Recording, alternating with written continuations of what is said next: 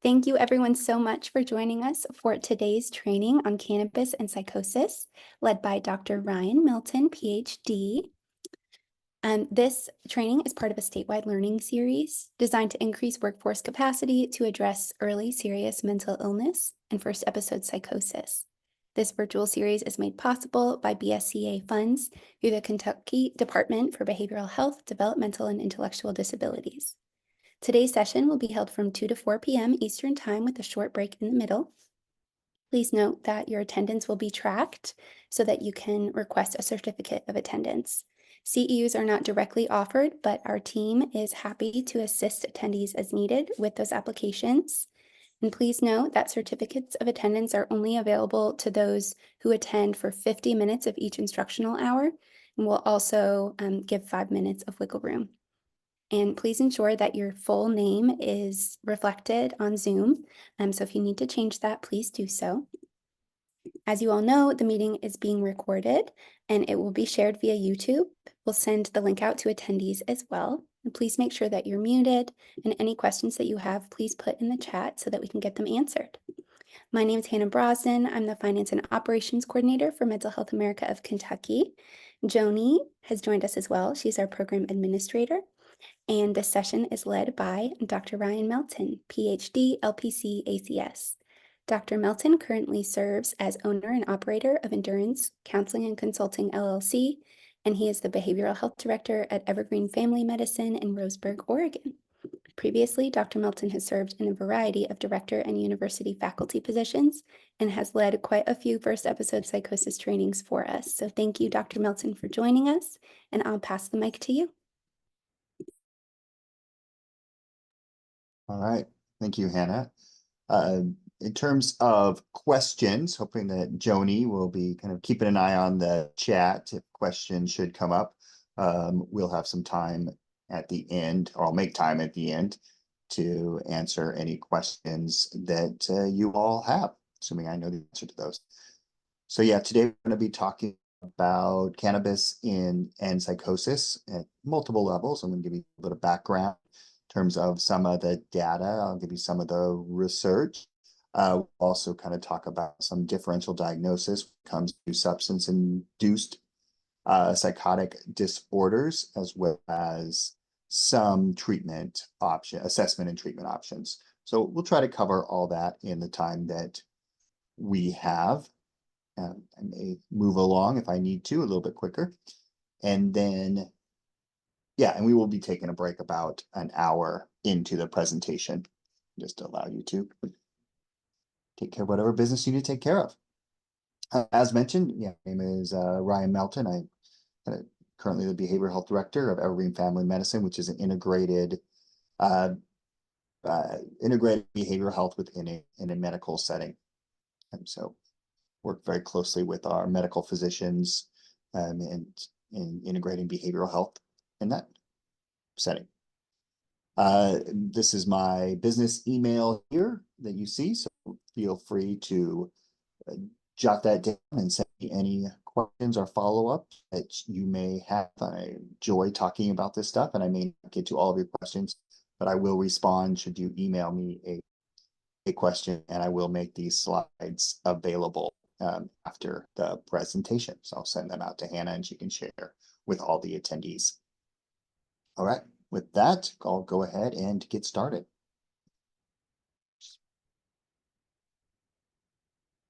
Slides work. There we go. Yeah, so just to get a little bit of background, it's an approximate, but about 50% of individuals with schizophrenia or other psychotic disorders do abuse drugs, with the big three being cannabis, tobacco, and alcohol. Of course, today's session will focus primarily on cannabis, but I will touch base on other substances just a little bit, especially when it comes to comparing the outcomes with cannabis and some of the differential diagnoses when it comes to understanding what other substances may do with psychotic disorders. Comorbidity is higher than would be expected if the psychosis and drugs were independent. And the comorbidity is prevalent in first episode psychosis, including adolescents, with cannabis being the most commonly used drug. And that hasn't changed, and that actually hasn't gotten much worse. I'll show you some of that data over time. Even some of the legalization efforts have occurred in these states.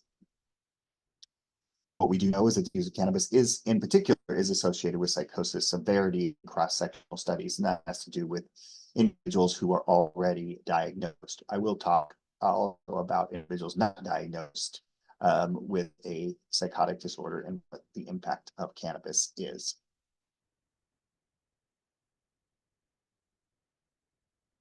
We just kind of give you a little bit of context here. I do primarily my research, and most work has been primarily with adolescents. So that is where I have most of my experience. I do work with adults and even some young children as well, but adolescence has been my primary area of interest. Let's see the chat. So I'm sure it's. Oh, am I cutting out? Okay. Let me mess around with my microphone, make sure that is okay.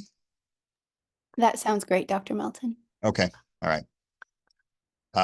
Yeah, my microphone was a little bit farther away, so I've adjusted that. Please let me know if you can't hear me. And thanks for letting me know that I was cutting out.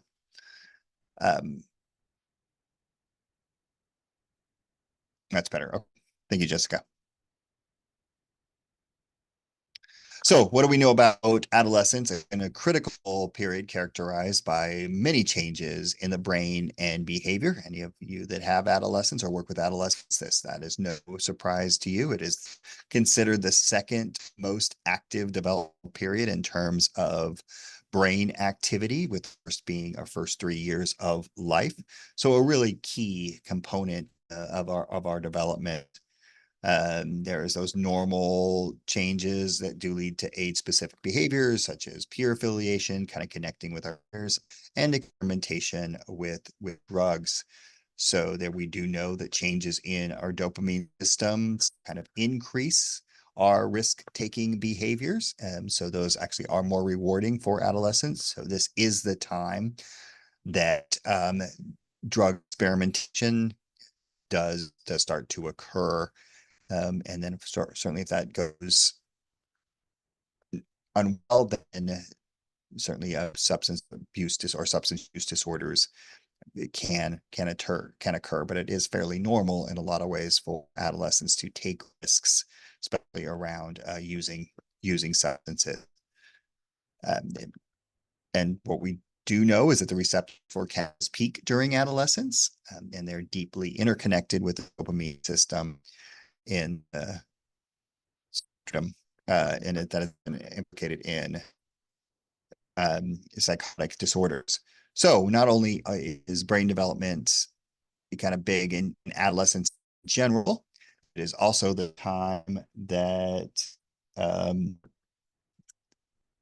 they're more engaged in risk-taking behaviors, and it is also the time that that schizophrenia is likely to occur.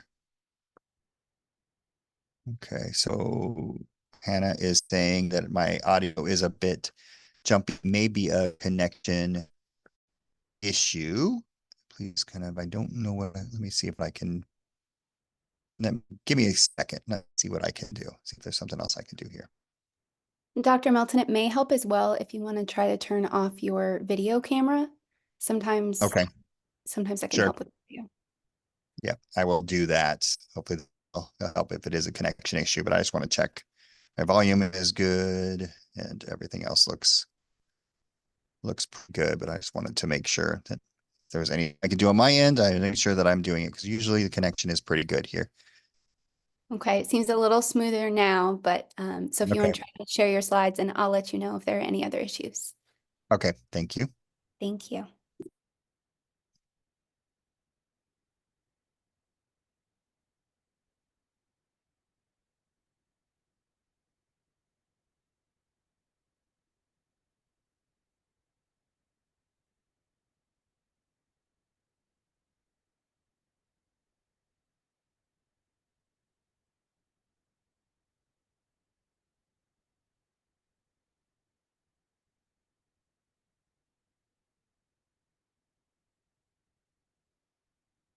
Okay.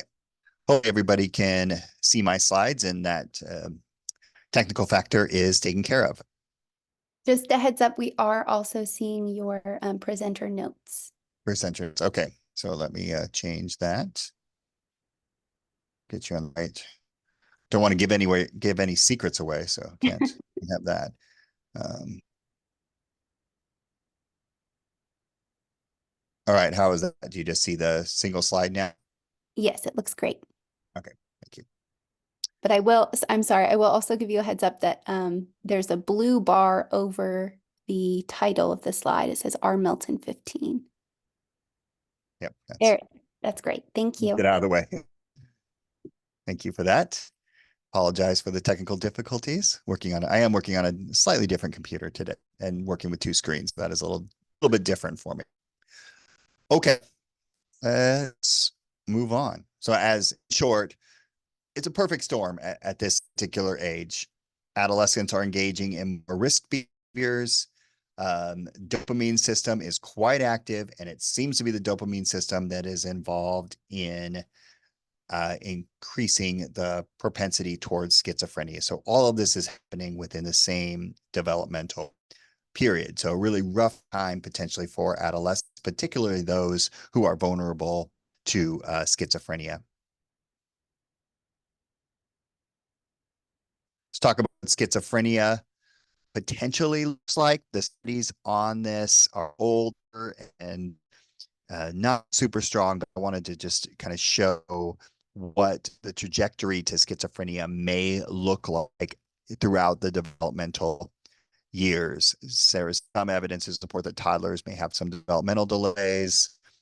4 to 6 years old, there may be some isolated play, speech problems, potentially looking like autism. 7 to 11 years old, there is some clumsiness. This seems to be one of the stronger areas of research in terms of what is happening with individuals. Again, no blatant psychotic symptoms, so nothing that we can diagnose during this time period, but just things that are starting to occur. And then what we do start to see is in those teen years, as people are developing schizophrenia, we start to see a functional decline. In most cases, individuals are in school, so school performance starts to decline.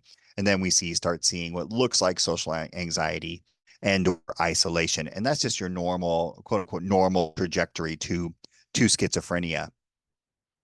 And then around that same time is this increased drug use. So again, the perfect storm, as adolescence is a time where schizophrenia is starting to have the greatest impact if individuals have the propensity towards it, and it is also the time that teens are most likely to use drugs, making it challenging in the sense that clinicians don't always know what is going on.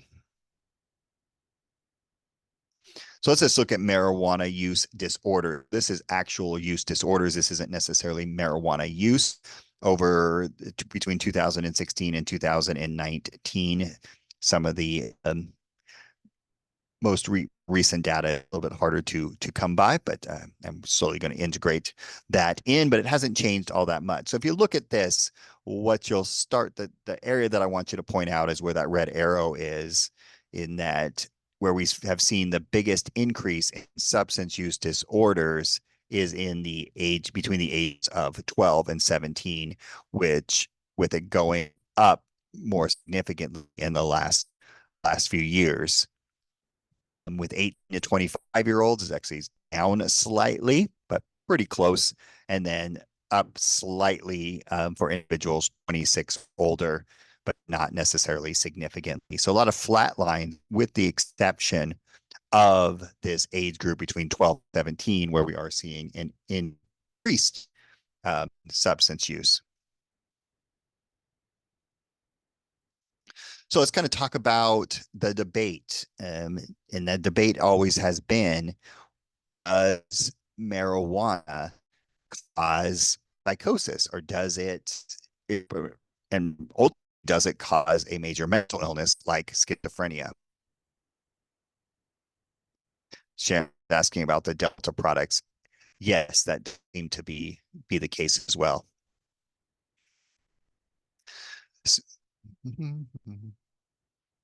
Yeah, well,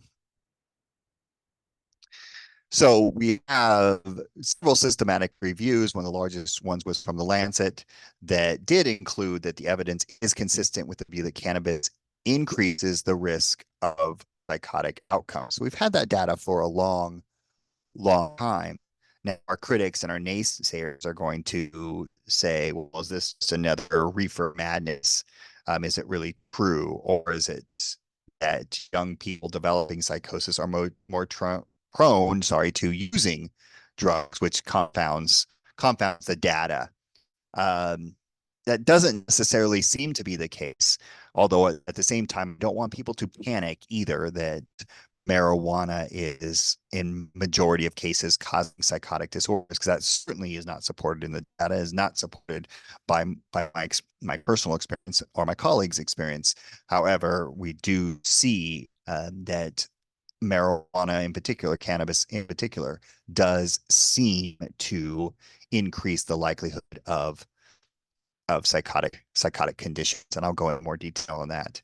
So yeah, in support, again, my own observed observation as well as my observation by my colleagues, the temporal sequence seems to match in that people using marijuana then go on to use psychosis, as opposed to the other way around, where psychotic individuals start using marijuana. There's a dose dependency data. There's certainly the biological plausibility, which I discussed, that at the time that schizophrenia develops, where there's this increased activity dopamine areas, marijuana tends to do a similar effect on the brain, that it does make some sense uh, that people using marijuana, particularly in this vulnerable period, are more likely to uh, develop psychosis, and encourage you all to read the pot book if this is something that you are interested in.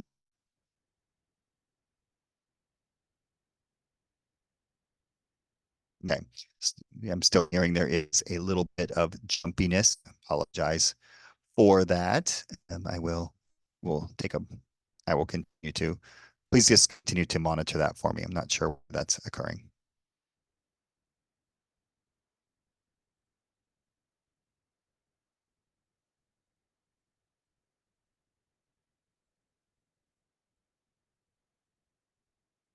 Okay, continuing to uh, take a look at the research, in a random sample of individuals between the ages of 18 and 35. This is the New Zealand study, one of our bigger studies on this. About 14% of cannabis users reported strange, unpleasant experiences, hearing voices, becoming convinced that someone is trying to harm them, after smoking cannabis. So this goes to the temporal effect of that using cannabis then resulted in these more transient, maybe we would describe them as psychotic-like type of experiences. But one thing that we have seen pretty consistently in the research, and is consistent in my personal experience and my work, is that the type of psychosis that we're seeing with cannabis use is auditory hallucinations, but with a more paranoid theme. People are trying to get me, people are following me, people are trying to harm me, more persecutory, like paranoia. And that is pretty consistent with cannabis induced psychosis, whereas what we might see with schizophrenia be much more bizarre and unusual. Now, what we also want to be clear is that these experiences may not be benign. We certainly are aware of individuals that smoke cannabis and will have these transient psychotic symptoms that once they sober up, they go away. However, we are beginning to worry that those individuals who do have these transient symptoms, particularly in younger people, um, might have a higher association for those individuals to develop a psychotic disorder. So the fact that an individual does have psychotic experiences while smoking cannabis, or sorry, using cannabis, um, that may be a warning sign that this person has more propensity to develop a more ongoing psychotic condition. So something that I will talk to young people that I see who will talk about getting paranoid when they use, although do clear up once they are off the substance. Other studies, we looked at college. There was exploring college students that they kept track of their drug use and any psychotic symptoms. So those that had psychosis proneness, and those with psychosis proneness tended to be individuals with family histories, maybe some of those earlier behaviors that I brought up earlier in terms of the early developmental changes. Those individuals developed unusual perceptions and feelings of thoughts of influence after smoking cannabis. So that, again, people are reading their mind or people are after them. They also became anxious, whereas other students did not. Use of amphetamines, as we also know that the group was using amphetamines, did not explain these effects. So amphetamines did not seem to cause the same effects as cannabis did in this particular population. Um, and one thing of note, which I talk about quite often when both working with patients as well as talking with providers like yourself, as well as family members, that cannabis use didn't follow the psychotic-like experience. So it wasn't that people were psychotic without cannabis and then started using cannabis. It really seemed to be that the cannabis was inducing the psychotic experiences. So this isn't a self-medication. We know we hear that quite a bit on trying to explain why people use that, oh, they're self-medicating. That does not seem to be the case. And this has been replicated in several subsequent studies, even some more recent ones. And I'm happy to send you some more recent ones that do indicate that particularly young people using cannabis are not self-medicating symptoms, that the symptoms tend to occur after the cannabis use and they're using for other reasons. So it starts to shoot down the self-medication hypothesis, at least in this particular sample. What are some other risk factors? So we looked at 4,500 men drafted into the Army, all healthy. Cannabis users were twice as likely to develop schizophrenia within 15 years. Heavy users over 50 occasions were 6 times as likely to develop schizophrenia within 15 years. And this was not accounted for by lower IQs, poor social functioning, use of tobacco, alcohol, or other drugs. So again, there wasn't a confound effect here that it seemed to be that the cannabis was the most likely. Again, these are all correlation studies, but the cannabis was most likely to be the cause of the psychotic experience. Also not accounted for by prodromal symptoms. If you're not familiar with prodromal symptoms, those are the early onset schizophrenia symptoms. So the individuals that had those, that were also, there was also a handful of those individuals that had those that were not using that may have gone on to develop schizophrenia.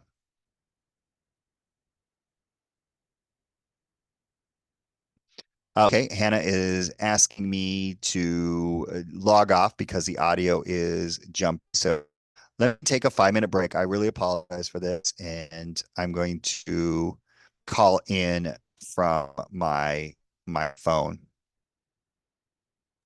Thank you, Dr. Melton. Everyone will reconvene in 5 minutes, so at 2:29 Eastern Time. Okay, are you seeing just a single slide or my notes? We're seeing your notes too.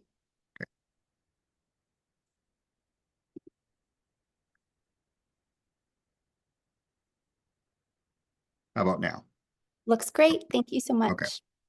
Okay, hopefully that fixed everything. Again, let me know. Again, apologize. Again, I hate when technical issues happen like this, but it doesn't usually. Okay. Another study, again, just kind of looking at the data around this, is that we look at 1,000 children assessed at age 11 who had any psychotic-like symptoms, ages 15 to 18, any cannabis use, and age 26, development of schizophrenic disorder. So what do we see? So cannabis use at the age of 18, 50% increase in schizophrenia. But probably the most concerning thing is cannabis use at the age of 15, 300 to 400% in schizophrenia. So 10% of those individuals who had used cannabis by the age of 15 developed a schizophreniform disorder. Again, and not accounted for psychotic-like symptoms at age 11. And when individuals have symptoms at the age of 11, it's likely that it's due to something else anyway, like probably due to trauma, potentially autism. You have worked with me in any of my SCID trainings or differential diagnosis trainings. We kind of talk about trauma symptoms that sometimes look like schizophrenia, which are much more common in younger children. So that didn't predict schizophrenia. And the use of other drugs did not increase the risk of schizophrenia. Cannabis and cannabis use did not increase the risk for later depression. There are some recent studies out that show cannabis use is increasing slightly suicide, but not necessarily depression.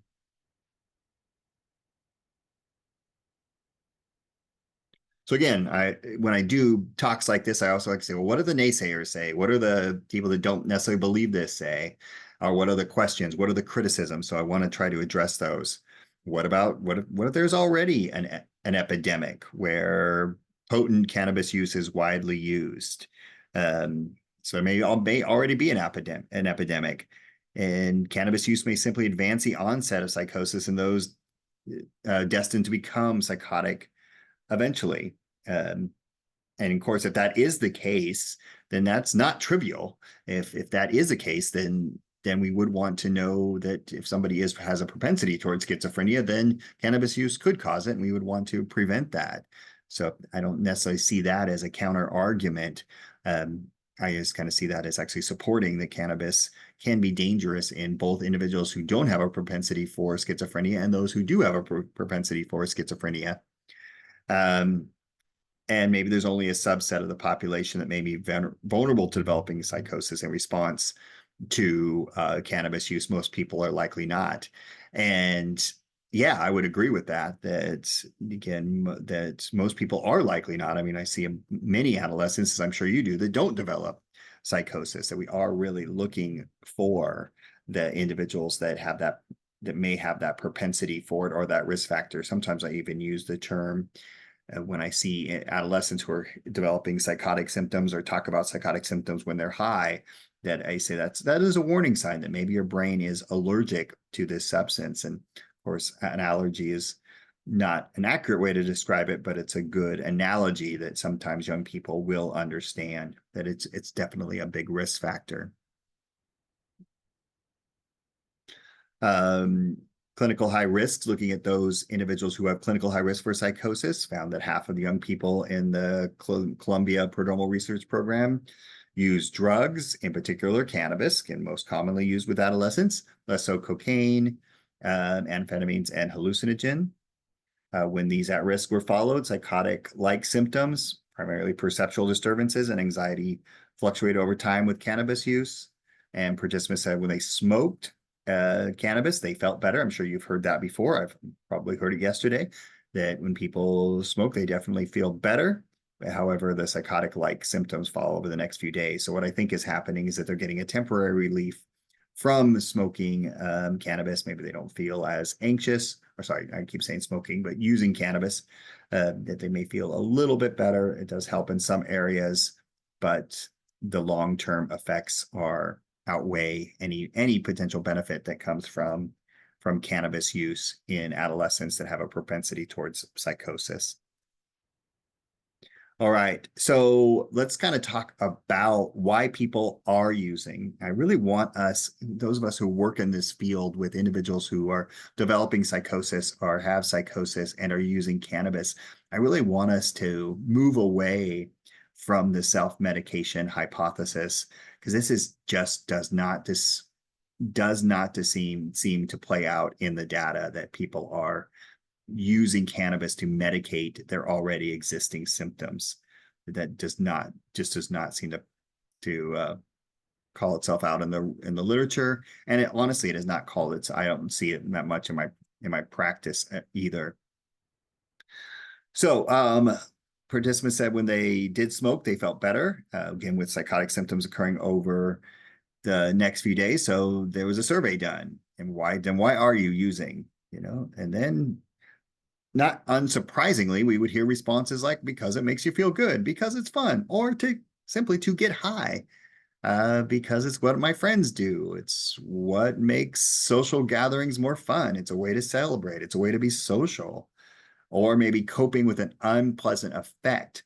That doesn't necessarily mean self-medication. So maybe to relax, maybe helps me if I'm feeling a little nervous. Maybe it helps when I'm feeling depressed or worried, or maybe to help me feel more motivated, or help me sleep, or to help me concentrate.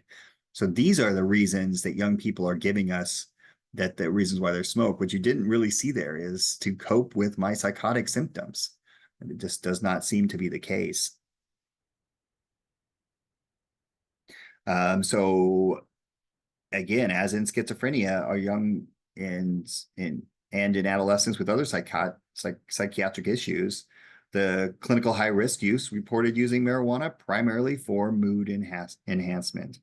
And this was especially true with those who were experiencing anhedonia. That, if you don't know what that is, it's a negative symptom that has to do with losing interest and pleasure in things they normally enjoyed.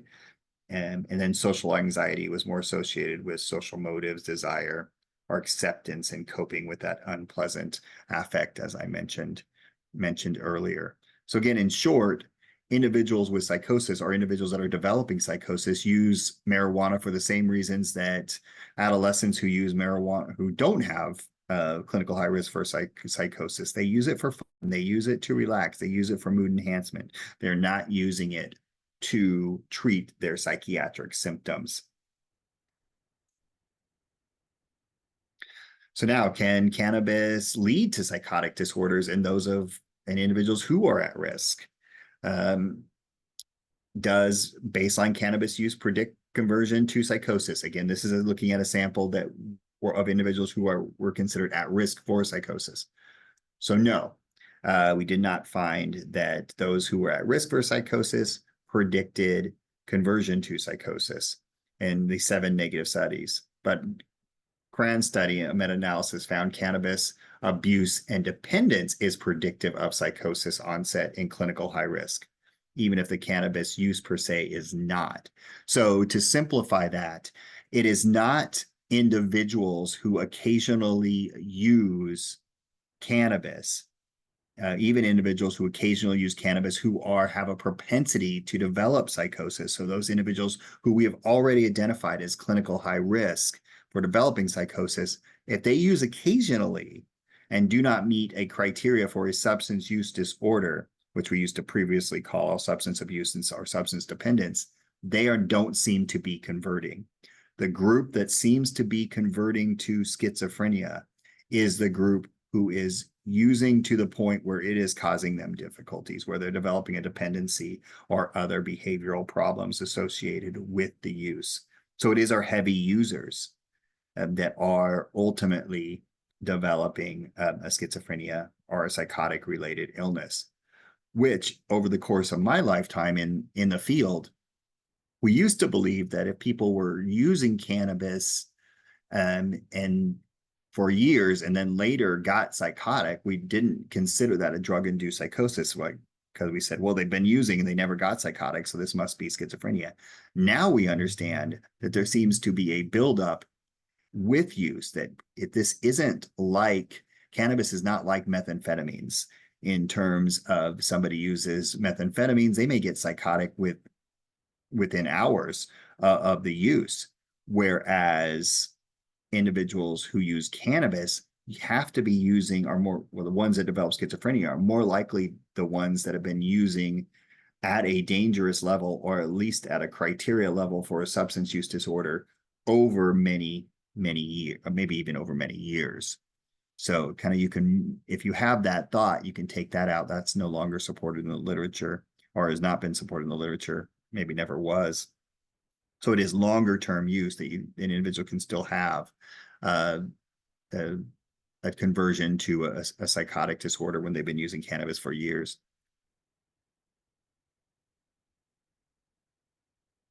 Um, so yeah, so we then kind of these in vivo challenges where these studies are really kind of hard to do, where we're actually giving people ingredients, in cannabis. So the delta-9 THC in intravenous form to individuals and patients with schizophrenia. So what they found led to anxiety, cognitive deficits, and psychotic symptoms. However, smoking marijuana didn't seem to lead to the short-term psychotic symptoms in most people, but did so in individuals with schizophrenia already. And this also seemed to be true in individuals at clinical high risk for schizophrenia. So again, this is just further evidence that when people either have a propensity for schizophrenia or who already have a psychotic disorder, marijuana tends to be dangerous. In terms of developing the condition and or making the condition worse. So that is kind of concludes the background, some of the research in cannabis and psychosis. So now I want to get into some of the diagnosis of substance use disorders in general, as well as then what some of the differences, what some of the differential of diagnoses. One thing that the DSM-5 has done, and DSM-5 was published in 2013 with the DSM-5-TR published in 2023.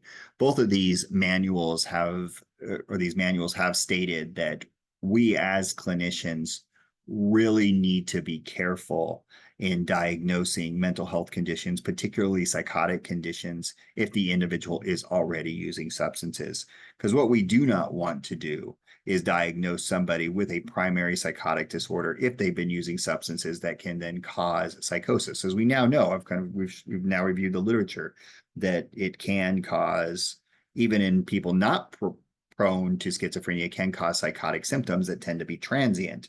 And then, of course, individuals with psychotic conditions that have been either current psychotic conditions or a propensity for psychotic conditions, if they use heavily, tends to convert to psychosis. So we do know that there is a subset of the population where this is that red, I kind of call them the red flag group, the warning sign group, the group that gets psychotic or transient psychotic symptoms, but then those symptoms tend to go away if the use declines. And those are our warning sign people, but that group is certainly out there, and we don't want to then diagnose them with a psychotic condition. Those of you who've done my skid training, trainings have seen this slide before. I really like it. It's a quote by one of my favorite individuals, Robert Downey Jr. I was really trying to look for a literary reference on trying to find, talking about just dual diagnosis in general and how to be careful when something may be a substance induced disorder versus a substance use disorder. And what Robert Downey Jr. said in About Health in About Health magazine in an interview, talking about his mental health struggles, he kind of explains that it really wasn't a mental health struggle. He was actually diagnosed with bipolar disorder, which was not an accurate diagnosis. He was not bipolar disorder. He actually says he did not have bipolar disorder. He wasn't depressed or manic. He was told that he was an Axis 294 disorder. That was an old code for bipolar disorder. But the guy was seen to know smoking crack in his bathroom. You can't make a diagnosis until somebody is effing sober. And that is, I can't be more clear on that we do know that these substances, particularly marijuana, causes a wide range of symptoms. We know it can cause transient psychotic symptoms. We know it can cause ongoing psychotic symptoms if the person has used young and often and in causing difficulties. We also know that substances like methamphetamines, alcohol, other stimulants, over-the-counter drugs can all cause mental health symptoms. So the DSM has really asked us to assess this very carefully when the person is actively using substances before we make a primary mental health diagnosis. So if you look into the DSM, what you'll see is there is substance categories in this list that I provided here: alcohol, caffeine, cannabis, and so on. That all of these particular substances have specific substance categories in your DSM, your DSM-5 TR. If you're not familiar with the DSM, that's our diagnostic manual that we use to diagnose mental health conditions and substance use disorder conditions. The DSM-5 did some really cool work in reorganizing how we think about substance use disorders. We used to call them substance abuse disorders or substance dependency, and there were two separate categories. The interesting thing about that is that there was a rule in previous versions of the DSM, specifically in the DSM-4, that said if you met criteria for both substance abuse and substance dependence, you would use the criteria of substance dependence to supersede substance abuse. Although the outcome data suggested that people with substance abuse disorders actually had worse outcomes as opposed to substance dependence. So what happened is the DSM substance use category chairs and the subcommittees that were really looking at substance use disorders took all the criteria in substance abuse, took the criteria in substance dependence, and mushed it into one category, which we now refer to as substance use disorders. And so now there are, in most cases, 11 symptoms, which again is a makeup of old substance abuse categories and substance dependent categories, pushed them into one, and now we have an overall single disorder of substance use disorders, which, taking criteria 1 through 4, is about difficulty with control. Criteria 5 through 7 is impairment in the social area. Criteria 8 and 9 is about just risky or dangerous use of the substance. And then criteria 10 and 11 is pharmacological criteria. So when maybe looking at dependency and stuff. We took out the criteria that the person needed. One criteria that stated that reoccurrent legal problems was a criteria for a substance abuse disorder. That was removed. This is particularly relevant for cannabis, as cannabis has different laws in different states. Some states have full illegal, the substance is illegal for any use. Some states have medical use laws, and some states, such as my own in Oregon, where we have both allow marijuana use for both medical use as well as recreational use, and we're throwing in mushrooms in there as well. So we have it all in Oregon as legal use. So what we don't want to do is rate a disorder based on whether or not it is legal in the state in which they use, when different states don't have the same legal standards. So we don't want the legal system to do our diagnosing for us. And then they added cravings in there as something that is oftentimes found with substances. Not surprising. Now, I love this quote by Charles O'Brien, who was the chair of the substance-related disorders work group, when he kind of explained in a really kind of clear way while eliminating this category of dependence will better differentiate between the compulsive drug-seeking behavior of addiction and the normal responses of tolerance and withdrawal that some patients experience when using prescribed medications that affect the central nervous system. And he notes that the term abuse is clinically meaningless, noting that abuse, dependence, and addiction are all one continuous variable, that individuals using are not necessarily placed in the dependence box or the abuse box, that the use in and of itself, and when use becomes a disorder, it's all one continuous variable. And I like this in other ways too, which is that I don't know if this was intentional, but really destigmatizing the term dependence. That when we diagnose someone with, say, alcohol dependence or marijuana or cannabis dependence, There's automatically a stigmatizing term to that. Whereas we wouldn't necessarily think about that when somebody is insulin dependent, and really saying that it's actually okay to be dependent on a substance if it betters your life. Some of you taking medicines which you're dependent on, and that is absolutely okay. So we've taken that kind of the negative connotation of the word dependent out. In terms of the criteria, I'll just touch on a couple of these. When they put all the criteria together to diagnose substance use disorders, basically they said the severity level will be based on the number of criteria that they meet. So if they meet 2 to 3 criteria, we'll call it a mild disorder. If they meet 4 to 5, we'll call it a moderate disorder. And 6 or more, we'll call it a severe disorder. Don't use the term polysubstance abuse or dependence anymore. That was an old dated term. Sometimes we still see it in medical records. But that particular term is dated in the sense that, honestly, most clinicians used it wrong anyway. And that was actually discussed in the subcommittees on why to remove this as a criteria.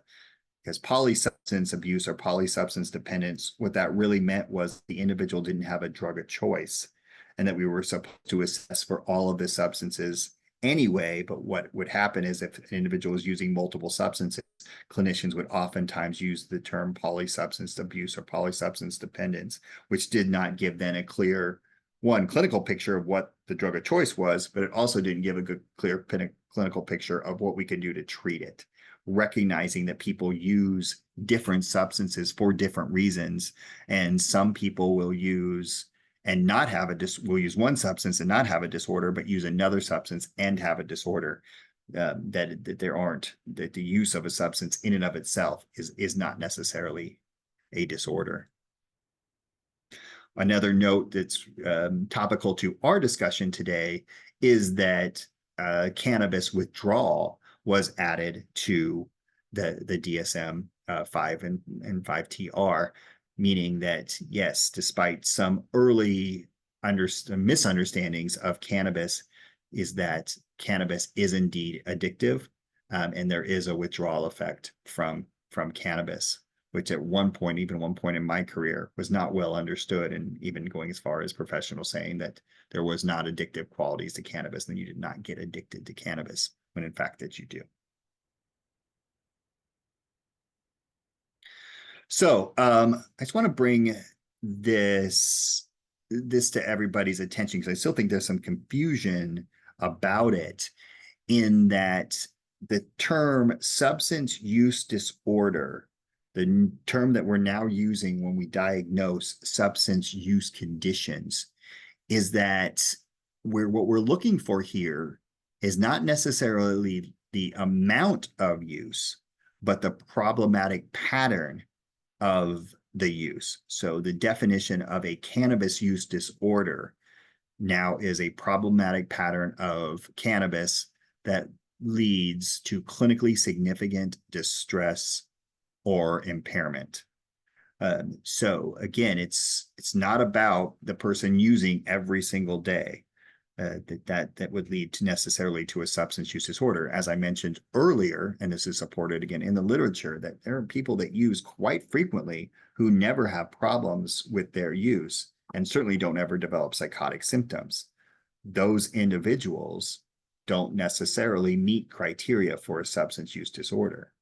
But somebody that uses frequently on the weekends, that has difficulty controlling their use, that spends a lot of time over the weekends obtaining the drugs, who has later cravings when they're not using, that they're struggling in school or work, that is having interpersonal problems, that their recreational activities have declined, that they're using in hazardous situations, that they're using despite maybe developing mild psychotic symptoms, and they're developing tolerance and withdrawal. They have a handful of those symptoms. We call it a substance use disorder. But someone they can use every single day who doesn't have these criteria doesn't have a substance use disorder.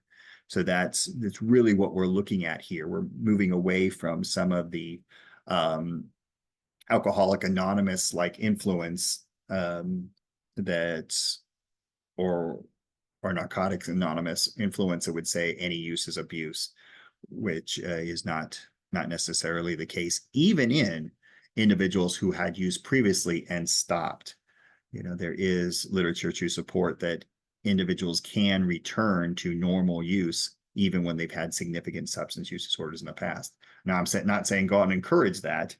I'm just saying that is possible, that somebody who relapse can actually, or go back to use, could actually have a normal use pattern, even though they had a substance use pattern in the past.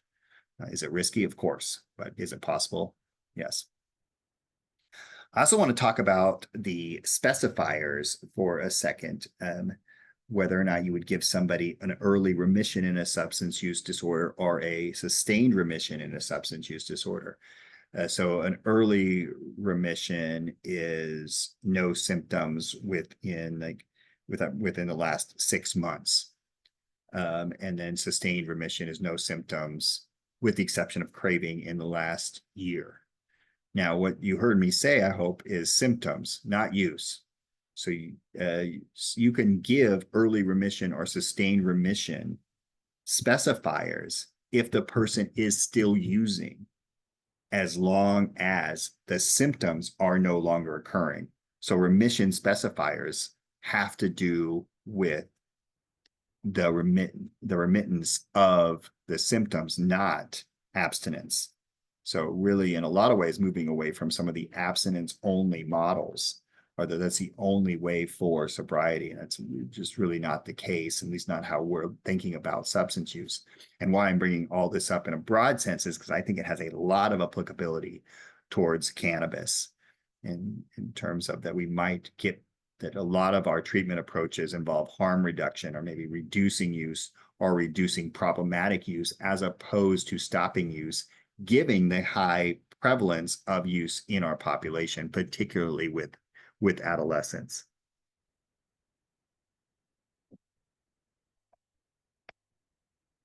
All right, I want to look at another criteria listed in the DSM, which is your substance medication induced psychotic condition.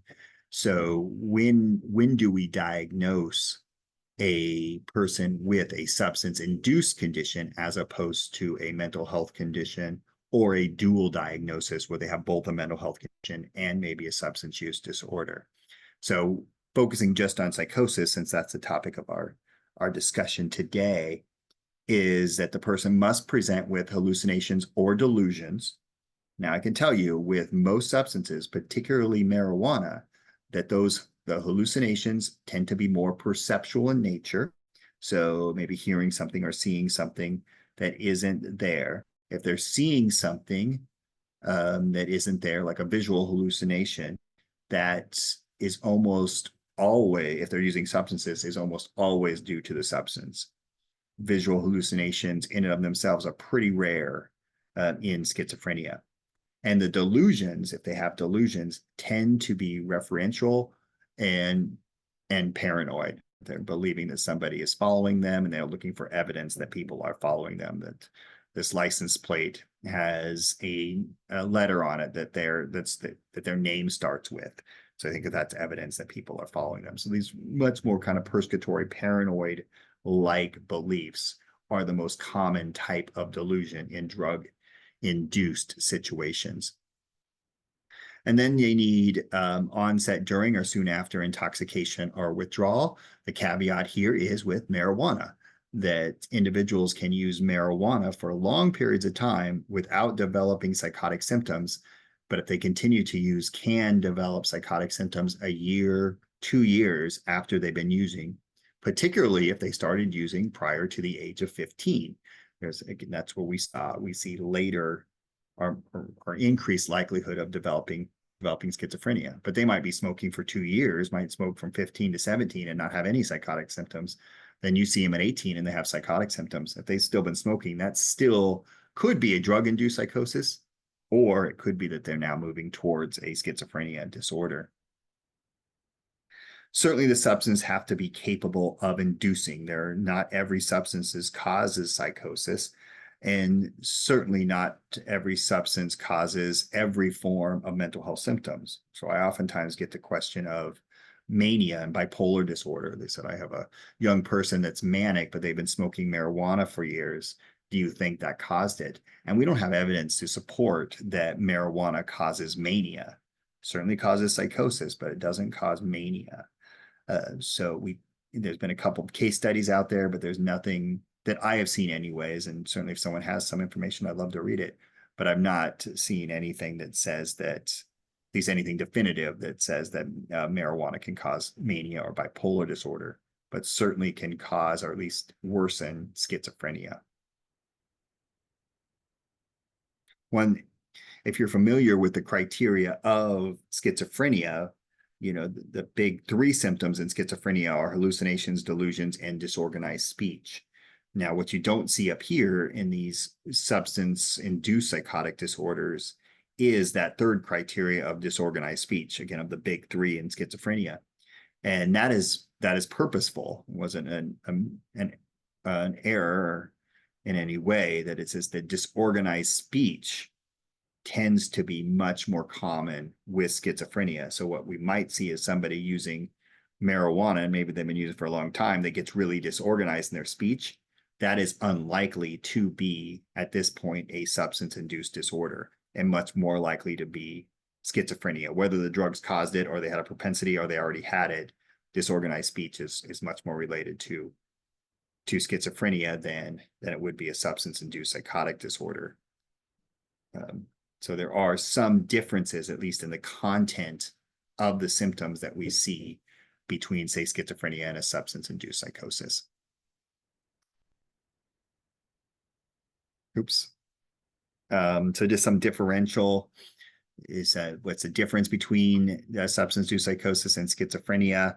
I've kind of been talking about that. Again, with substance-induced psychosis, the psychosis occurs while they're on or shortly after the use of a substance. And again, marijuana, they could be on marijuana for many years and then develop psychosis. So you want to be aware of that.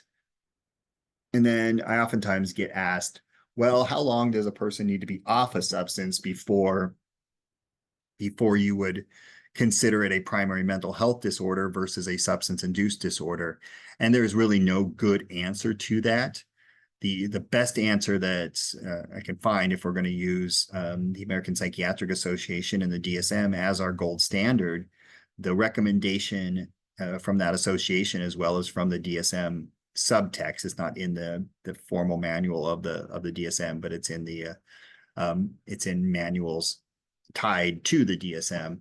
The recommendation is the person should be off the substance for 30 days. Meaning that they should be, again, clean for 30 days. And if they still have, let's say, psychosis, or they still have major anxiety, then you can give a primary mental health disorder. And they fully acknowledge that there's no magic in that 30 days is all of a sudden the time that people are going to get clean and their system is going to be completely wiped out of the substance. It's just to really give us a guideline, and that guideline then probably prohibits us in some ways from jumping the gun, going too quickly to diagnose a mental health disorder when in fact it might be a substance-induced disorder. So I think that's really the purpose of that guideline of 30 days.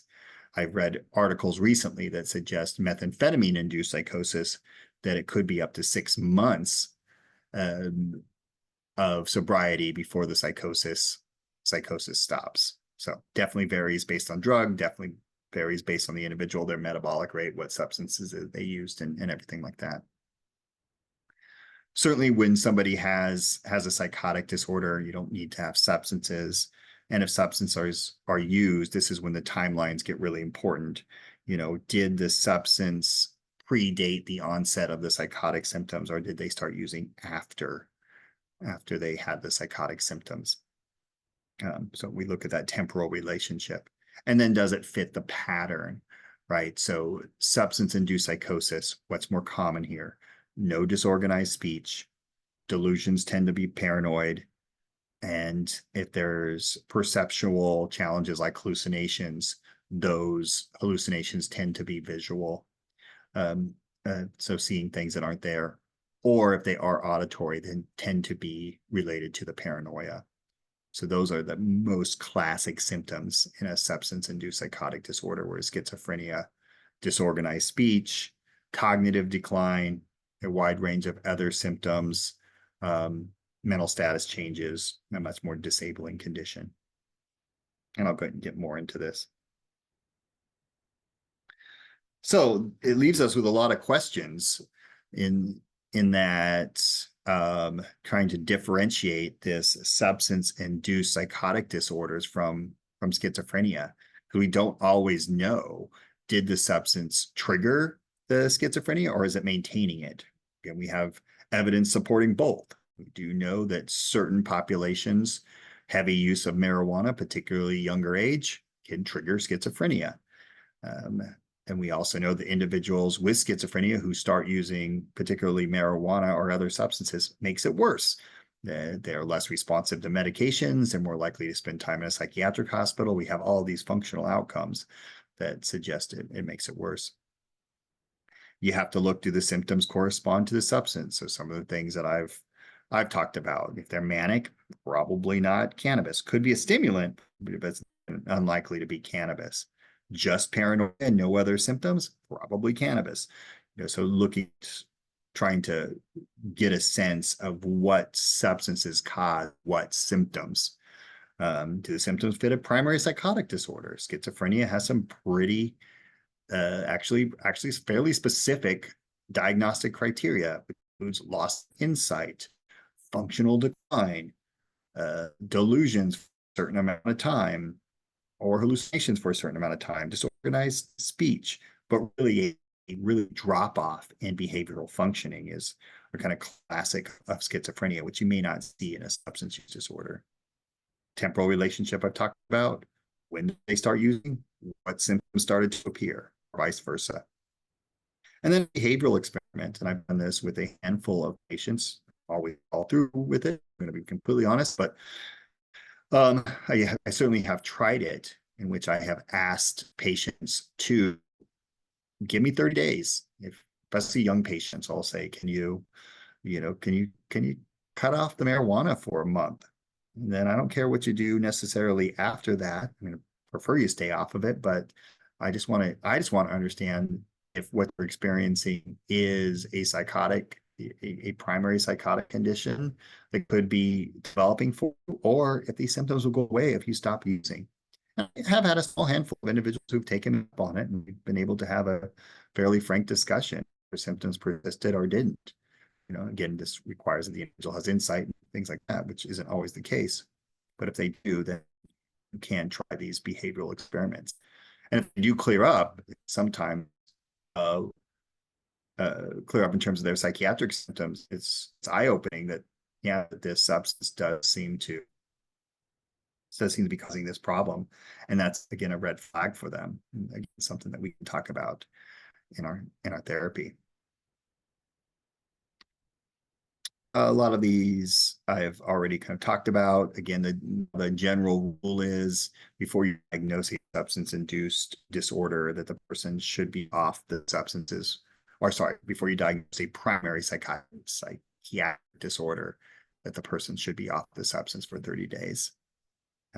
Psychosis occurs with medication, so prescribed medications. We see it in antibiotics, we've seen it in Accutane, we've seen it in other prescribed medications. We have seen it with stimulants. More likely to see manic psychosis with stimulants, steroids, and we've also seen people develop psychosis with, and of course, substances are big culprits, being methamphetamines and cannabis. Now, the difference, again, in methamphetamines and cannabis in terms of the psychosis that it causes, methamphetamine is more likely to cause a kind of a more acute psychosis that happens quite suddenly, and it remits after the meth is out of the system. Still has paranoia. You're more likely to see agitation of symptoms like that with meth-induced psychosis, whereas cannabis-induced psychosis can be much more gradual, can take a long time before it appears. Again, most likely paranoia maybe some visual hallucinations. So it's complicated and challenging to get this differential diagnosis down. Again, why is it such? It's because one, it's drug use, particularly cannabis use, is common, particularly at the same age that people develop schizophrenia. So things we have to look for: the presence of the active substance use. Some symptoms of cannabis-induced psychosis can be similar to the quality of psychosis we see in thought and mood disorders. So we have to start looking at other associated features. They certainly can be comorbid. I'm not definitely denying the fact that people have both a substance use disorder and a mental health condition. Again, they both, but when it comes to schizophrenia and it comes to marijuana use disorders, those tend to start around the same time of late adolescence to young adulthood. If you, with some substances, you do see the acute onset and speedy resolution. You're more likely to see that with methamphetamines. With cannabis, I do highly recommend that you use that month marker. If you can have a conversation with your patient to stop using for a month, then you might be able to curb the effect. Drugs are more likely to cause visual hallucinations. Again, I want to really stress that visual hallucinations, the culprit of visual hallucinations, so seeing something that is not there or that other people cannot see, is rarely schizophrenia and more likely substances or in trauma. That's another presentation of trauma psychotic-like experiences. Happy to do that for anybody who's interested. But that's the culprit when it comes to visual hallucinations. Disorientation, not disorganization, but disorientation, not knowing kind of where they are, the date, time, those type of things. We see that in substance-induced psychosis. And then what we more likely see in substance-induced psychosis is labile mood and affect, so that the mood kind of is going up and down. With schizophrenia, it's already pretty flat and blunted. So labile mood can be an indicator of a drug-induced psychosis over a primary psychotic disorder. So just to kind of summarize with cannabis, we know that it increases the risk of schizophrenia by 6 times, particularly if they're heavy users at an early age. People are more likely to go on to develop schizophrenia. We do see an earlier age of onset within these heavy users. So generally the average age of schizophrenia, it's varied a little bit, but with a full-blown psychotic condition, 22, 23 years old, we'll see the full-blown psychotic symptoms about 3 years on average earlier in heavy marijuana use. More psychotic symptoms with cannabis use, particularly those individuals who've already established diagnosis of schizophrenia, poorer response to medications, poorer functional outcome, and increased hospitalization rates, which I've already talked about. But again, even if the cannabis didn't induce the psychosis, people with schizophrenia that use cannabis are likely to see these poor outcomes. And this, looking at our Oregon state data in our first episode programs, the best predictor of poor outcomes was drug use, and the drug of choice in our state is cannabis. We do have some challenges with methamphetamines and fentanyl and some other substances, but really cannabis is a drug of choice in Oregon, and that was more predictive of poor outcomes in our first episode patients than medicine non-compliance or medicine non-adherence. So not taking medicine wasn't as predictive as a poor outcome as using cannabis. So even people taking medicine and that were also using cannabis had poorer outcomes than people not adherent to their medications. So cannabis really is a dangerous, and that's the Oregon's data. I haven't published that or anything, but just there could be something in Oregon that's causing that also. So cannabis psychosis, you can still see some odd and bizarre behavior, but that we would also see in schizophrenia. But the other things that we see with cannabis psychosis is more violence, more higher levels of anxiety, even what people might describe as panic attacks, which you don't see as much in schizophrenia. Definitely not the violence. Violence is significantly reduced in schizophrenia, but somebody with a cannabis-induced psychosis more likely to have violence tendencies. So less thought disorder, that would be thought disorganization, just like we rarely, if ever, see speech disorganization in cannabis-induced psychosis. And then people that have cannabis-induced psychosis also tend to have better insight into their symptoms. Meaning I've had people say to me, yeah, when I was high, I was really paranoid. And I know that I was, using their words, going crazy at that particular time. Whereas people with schizophrenia, about half, and the most recent data suggests about 48% of individuals with schizophrenia do not know they have schizophrenia, so no insight into their symptoms. And that's what Ghost had found in their study, was that up to half of people that did have a cannabis-induced psychosis, so full diagnostic criteria for cannabis-induced psychosis, convert to schizophrenia with a higher rate of conversion with younger use. So that data is consistent with the earlier data that younger and heavier use of marijuana tends to be the most dangerous when it comes to conversion to schizophrenia. And it does cannabis, again, does have a higher rate of conversion to schizophrenia than methamphetamines and other hallucinogens. Marijuana is technically is classified as a hallucinogen, but when I'm talking about psychedelic mushrooms, acid, those type of things that are prone to cause hallucinations, cannabis users convert at a higher rate to schizophrenia than people who are using hallucinogens or methamphetamines, including people who have substance use disorders related to the use of hallucinogens and methamphetamines. Cannabis use disorders is still the most risky disorder for conversion to schizophrenia. And that's not me saying that this necessarily, in the big scope of things, more dangerous than methamphetamines or hallucinogens. What I'm saying, both from my experience and then what the data supports, is that cannabis is more likely to cause a conversion to schizophrenia, especially again with heavy use and starting at a younger age. So can we tell the difference? Here's just a couple of tips to see if you can tell the difference between a substance-induced psychosis and a psychotic disorder. Again, things to look for: family history of substance use disorders. We do a good job of looking at family history of psychotic disorders to see if there's any genetic loading. Well, there's genetic loading in substance use disorders also, whether that's more environmental than biological, doesn't really matter.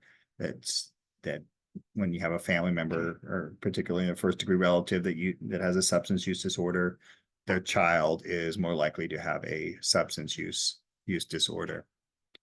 Obviously, if they already have a history of a substance use disorder, or if they have antisocial traits, those are more commonly seen in substance use disorders. Individuals with drug-induced psychosis are more likely to be social, meaning they had more of a social outlets prior to the onset of the psychotic condition. I'm not saying that all their social outlets are healthy outlets, but they had social outlets. Whereas schizophrenia, social outlets tend to go away as the illness progresses, where that doesn't seem to be the case with substance use. Again, their friends may change, but they still have social connections. And then age of onset. Again, similar age between the onset of drug use and schizophrenia, but you can have substance-induced psychosis happen almost at any age. So we can see an onset of a substance use psychosis at 30 or 40 years old, which you're almost never going to see with schizophrenia. And schizophrenia's prime age of onset is between late adolescence and early adulthood. So you're maybe 16 at the youngest, occasionally a little bit younger, but I think it's about 85% of cases of schizophrenia occur between the ages of 15 and 25. So you always have some outliers, but that's your primary age of onset for schizophrenia. So I've covered some of these, but things to look for, if you are really starting to kind of break down, is this a drug-induced, or is this a primary psychotic disorder, or is it both? Acute onset of the psychosis, likely a drug or a medical condition in some cases. positive urine drug screens are helpful if you can get them. In Oregon, we did try to do our best as we did our initial labs, just to look at any medical causes, potential medical causes of psychosis. We would look at, again, a urine drug screen to see if there was any substances on board. Visual hallucinations, remember, more likely to be drugs or trauma, but versus schizophrenia, more likely to be drugs. Drug-induced psychosis, they're more likely to have insight into their psychosis, so know that they've had psychotic experiences, which we see less of in schizophrenia. The delusions are more likely to be paranoid with a drug-induced psychosis, more agitation and violence in drug-induced psychosis, less negative symptoms and disorganization in drug-induced psychosis. Those are much more common symptoms in, say, schizophrenia, and they tend to be more difficult to engage in mental health treatment. Schizophrenia certainly can have its challenges in engagement in mental health treatment, not as challenging as people with substance use disorders. Okay. Doing a good job catching up now. All right. Now we're going to move kind of into the intervention stages of this talk, and then we'll finish that up, and hopefully we'll have about 10 minutes or so for time. No, okay. Hannah's leaving us. Okay, so some of the myths in substance use disorders, is that individuals need specific substance use treatment to quit. Doesn't seem to be the case. Just as many people quit on their own as they do with treatment. So it's about equal. So you don't always need to, not everybody needs substance use treatment to quit. And that's not downplaying it. It's incredibly helpful, but not everybody needs it. Many patients I've had have quit primarily on their own without treatment. This idea that inpatient treatment is effective. It's effective after time, but does not seem to be effective early on. On average, people, particularly with alcohol, go 7 times through inpatient treatment before they reach sobriety. So, Jen, if someone goes through inpatient treatment and fails the first time, they're kind of in the statistical area, because, again, for alcohol, 7 times. Meth is about 5, so actually alcohol takes longer than even methamphetamines. I'm not, in those of us working with psychosis, there's been kind of these myths, particularly when we're trying to get people into recovery, get them working, doing things like that. There was this push, at least early in my career, and I don't see it as much, but that individuals need to be sober before they can move on to other goals. We got to address sobriety first, and that also doesn't seem to be the case. Actually, one of the most predictive outcomes of people with schizophrenia getting sober is getting employed. So people who are kind of moved towards employment doesn't increase substance use, it decreases substance use. Now there's challenges in getting employed when you're using substances, particularly if an employer does a urine drug screen. But if we can get people employed, that's actually a very strong intervention to help people quit. We talked about the self-medication hypothesis, particularly with younger people and marijuana. Marijuana is not typically used for self-medication, at least with schizophrenia. In looking at other mental health disorders looking whether or not there's a self-medication, though the specific disorder with the strongest self-medication or use of drugs because of self-medication was post-traumatic stress disorder. So individuals with PTSD do tend to self-medicate. There's evidence to support that, where there is a lack of evidence or the opposite evidence, primarily with psychotic disorders. Marijuana is not necessarily a safe, even though people call it natural drugs or whatever. It's particularly people with propensity for psychosis or long-term use for younger people. This is not a safe substance. It certainly increases the risk of psychosis, which we've talked about. And then there's other factors, developing that long-standing amotivational syndrome, which many people believe is a deterioration of gray matter in the brain, the people that are living in their mom's basement playing video games all day. So that actually might be a deterioration. So marijuana, particularly younger people, is not a safe substance. Canadian researchers have suggested that they actually did a national PSA on this, that you really shouldn't be using marijuana before the age of 25, that your brain is just too vulnerable. And that's consistent in the findings in the literature, that we don't see the same effects of marijuana in adults using it than versus adolescents. This idea that individuals need to hit rock bottom to quit. People quit for all sorts of reasons. Like I said, there's a lot of career data and psychosis that suggests people will quit because of their job. Not so they're quitting because of good reasons, not necessarily because of that they have to hit their lowest of the low. I mean, that is true for some, but not necessarily the case. So I don't like the intervention of, well, they just have to continue to suffer consequences and then they'll learn, because that may not be the case. Or their consequences get so severe that they can't recover from them. Someone that, that keeps using and then gets a felony or something, even if they do recover, well, now they have a felony. So that makes recovery harder. That you need specific treatment to help people with substance use. So people with a certified alcohol and drug counselor or people with lived experience with substance use are better at treating substance use disorders than professionals that don't have those either backgrounds or personal experience, or friends for that matter. That doesn't seem to be the case. Your specific designation, your specific training even does not predict whether or not you can help somebody with a substance use disorder. And I actually find that data enlightening and helpful, because then that means we're not turning away people with substance use and saying, well, you have to get this specific provider. It's just not supported in the literature.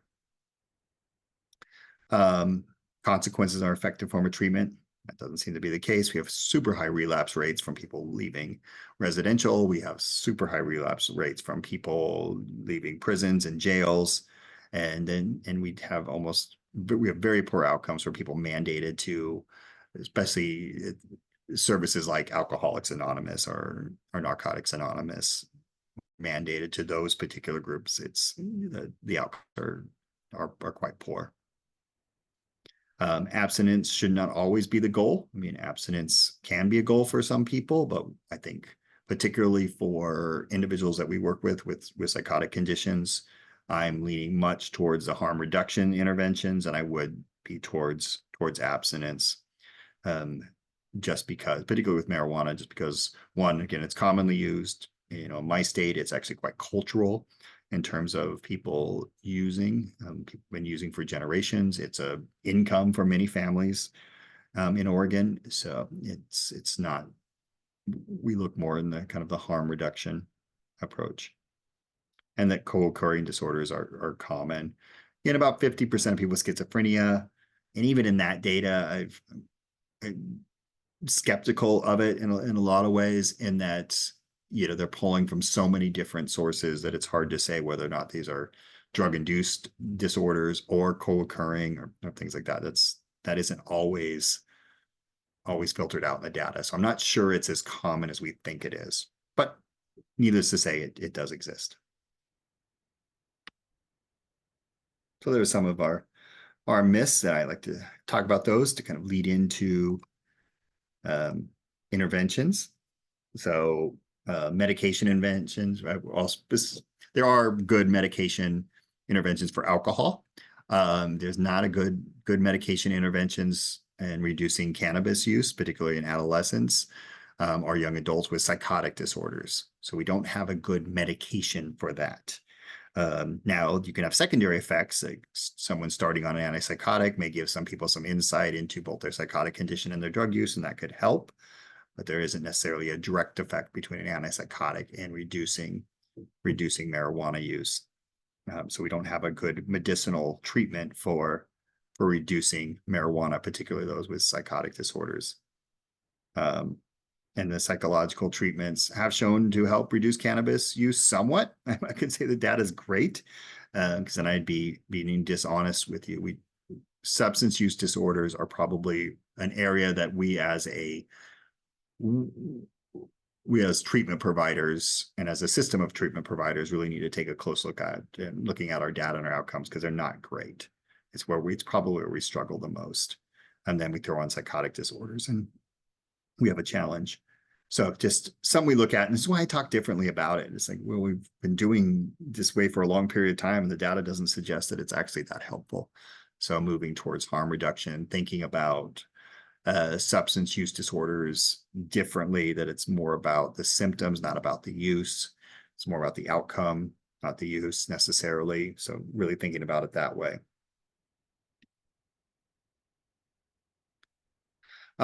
Here's what we know, that, in terms of treatment outcomes, that most people leave treatment before it has a chance to work. So about 50% of people will disengage in substance use treatment. So that's when I think that sometimes the people that stay in treatment may have been able to do it, without us, because they're motivated, they have all this, insight and everything else. They may not have needed us in the same way that the people who drop out of treatment probably needed us, and then we just weren't able to help them in a way that we would have liked. So some of the factors that predict outcomes in substance use treatment, obviously motivation to change, that wouldn't be surprising to you. Degree of support, so what's their support system like? Do they have a support system that's using? It's not helpful to bring someone into a residential who's unhoused that's going to go back onto the streets. It's almost impossible to keep them sober at that point. And then whether or not there is an external pressure, sometimes those external pressures can be helpful. Sometimes the criminal justice system can be helpful. More about as long as they can kind of get through treatment. Jail necessarily isn't, other than the sobriety during the time that they're in jail, assuming they don't get drugs in jail. But sometimes external pressures like partners can be helpful. Family members can be helpful.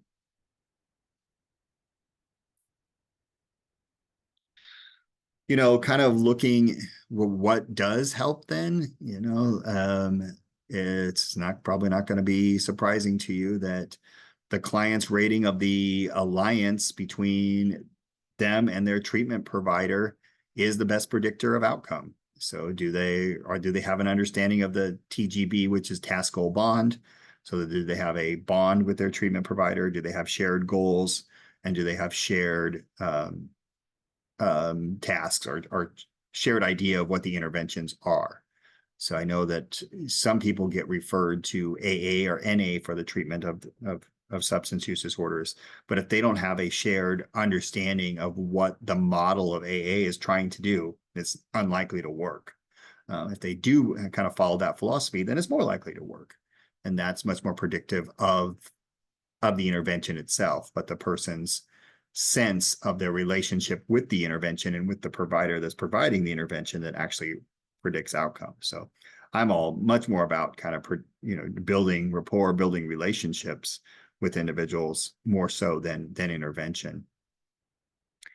And then the client's subjective experience of early change in the process is a good predictor, or maybe one of the best predictors of success in any particular pairing. And this might be a placebo effect. This might be hope. Frankly, that doesn't matter to me, as long as the person starts to improve. So developing a relationship early on, developing that alliance early on in treatment may be our best bet to helping people. And it's not so much the intervention. But I think if we come across as a punitive providers, that we're aligned with the criminal justice system or something, then I think people are less likely to engage. And so a couple things that we know, people need to know that you care. They also need to know that you can help or believe that you can help. So you want to be on board with, that you've addressed your own kind of biases around substance use disorders. If you think it's kind of a hopeless cause, then you're probably not going to be the best provider for individuals, but really you have to believe that your treatment is effective, whatever your treatment is. And it doesn't have to be a specific alcohol and drug model. So here are, question or comment here. Thanks, Pace. Yeah, that what we think is going to work and what really works is not always the case. So some other treatment approaches. If you see the parentheses CSC, that's for coordinated specialty care. That's the primary model in early psychosis programs. So those are things included in those models or inherent in those models. So That's so if you are in one of those programs and you already have these things, they're inherent in the models. So use of harm reduction, family support, multifamily groups can be helpful. No longer seeing the PowerPoint. Huh.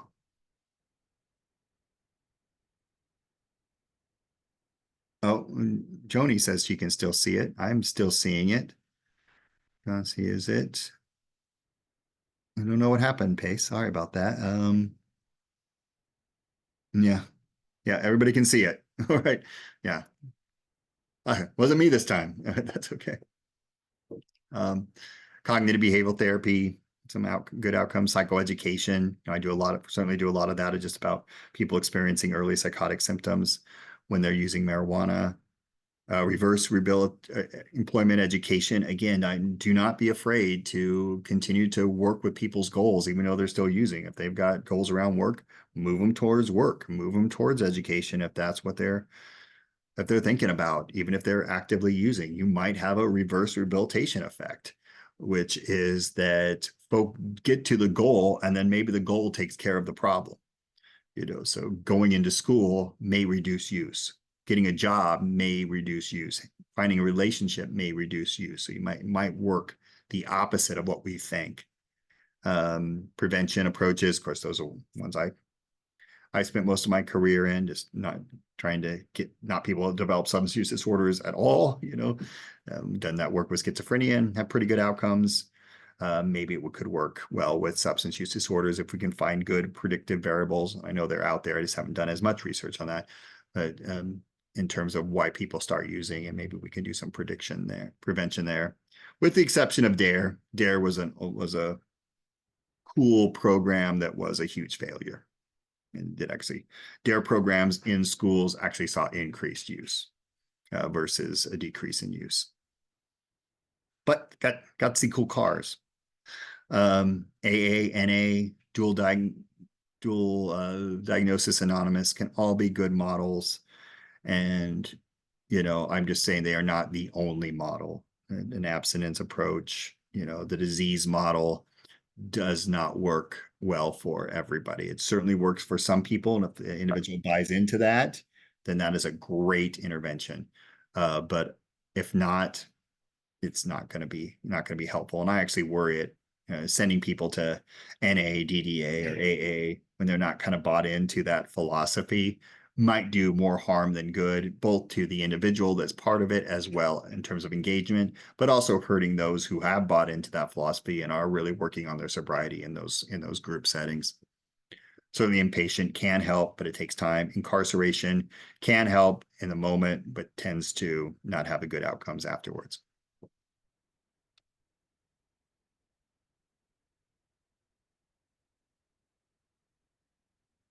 So I'll kind of focus on harm reduction as one of the primary interventions that coordinated specialty care models in early psychosis have used. So integrating harm reduction, that we're trying, again, if you're not familiar with it, the primary goal of harm reduction is to reduce adverse health and social and economic consequences and use of the legal system and reducing the use of the legal system, but not necessarily reducing drug consumption.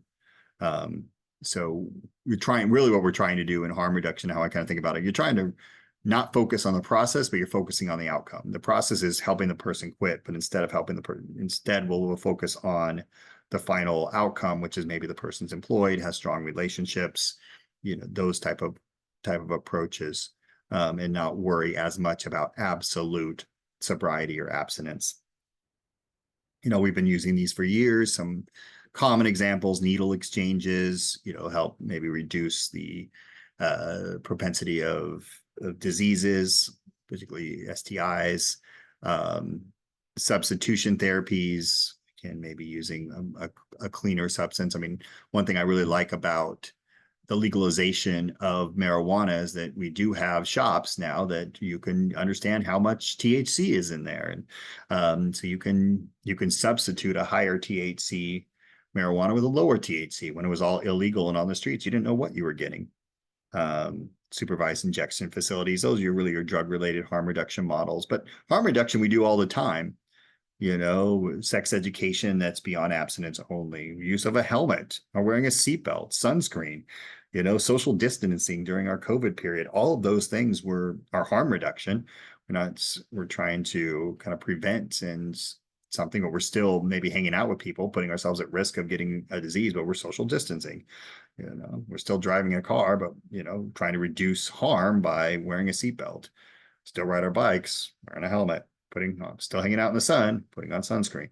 Those just trying to reduce the harm associated with the activity. Same idea with substances, reduce the harm associated with the drinking or use of cannabis in this case. So we really are trying to meet people where they are, trying not to shame them for their use. Risk is everywhere, so it doesn't ignore the risk. There's always risk, but it focuses on reducing risk, not the use, sees the drug use as a continuum, that it is not all or nothing. It is not abstinence or nothing. Again, the data that is probably some of the most surprising data is that even long-term alcoholics can go back to drinking and drink safely. Can everybody do that? Probably not. But there's data suggests that people can. Like I say, a very good friend that was a long-term alcoholic when he was serving in his military branch, and now he's gone back to social drinking, and he's been doing that for over 2 years and has been fine. He occasionally has a drink and he's okay, but for years he was told he could never drink again. That would actually limited some of his social activities. Values the voice of the former user. It recognizes that drug policies themselves can increase drug use, and treatment dependent, not on abstinence.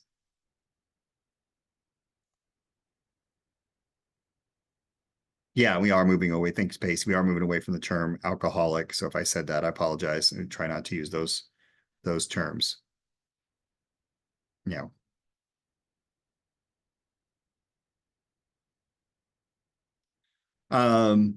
What we've learned about young adults, that why harm reduction tends to fit with them, because experimentation and risk-taking is the norm. We also know that this is a time of their lives when they are engaging in risks. So we're making that part of treatment.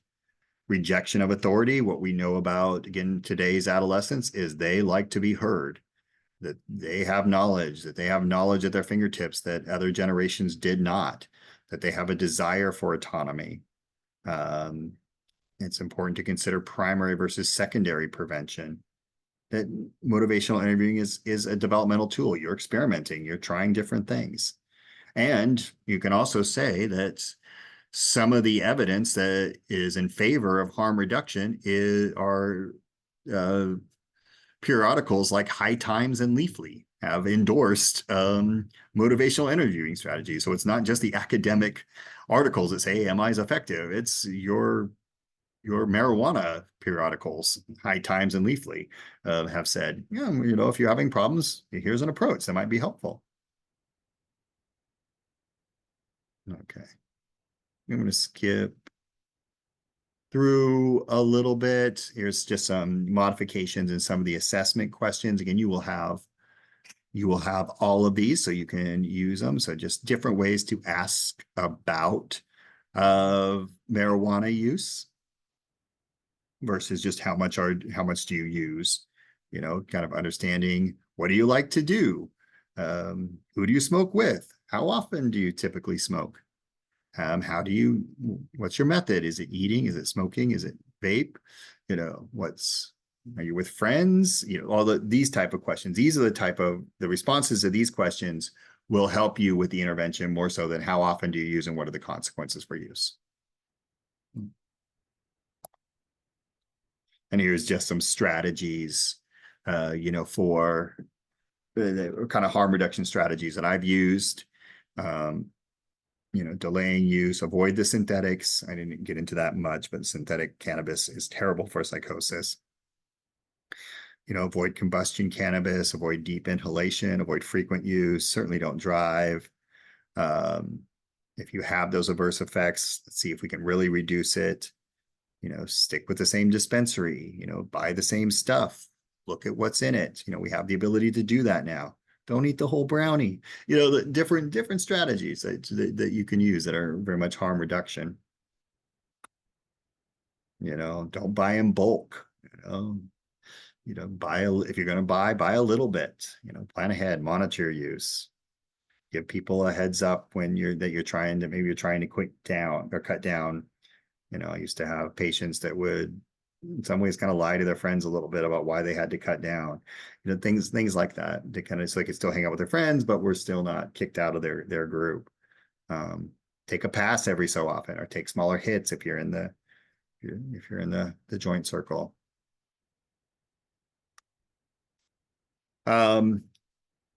Yeah, I can send you some of these interventions if you're interested.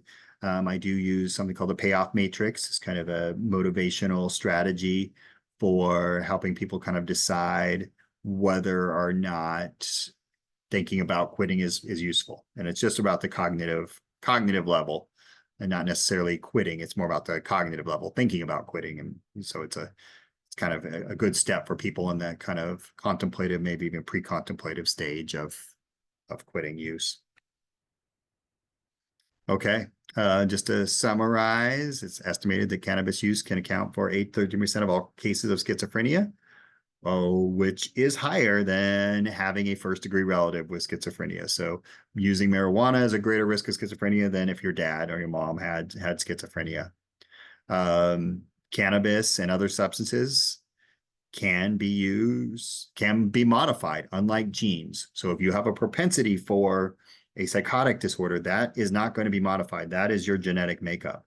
Cannot modify that. What you can modify is how much you use, and how much you use that may respond to those genes, but you cannot modify your genes. So you actually have a lot of control whether or not you go on to develop a psychotic condition. And even if cannabis doesn't cause psychosis, which I certainly believe that it can, and I think we have a lot of evidence to support that it can, we do know that it can worsen outcomes for individuals who are already psychotic or people who are at risk. So we definitely can say that much more definitively. Okay, I am going to end my show and stop my share. And if we have about 10 minutes for questions, I can hang out for a little bit longer if I need to, since we had such a delay with the technical difficulties, which I apologize for. So open to any questions, thoughts, feedback that people might have.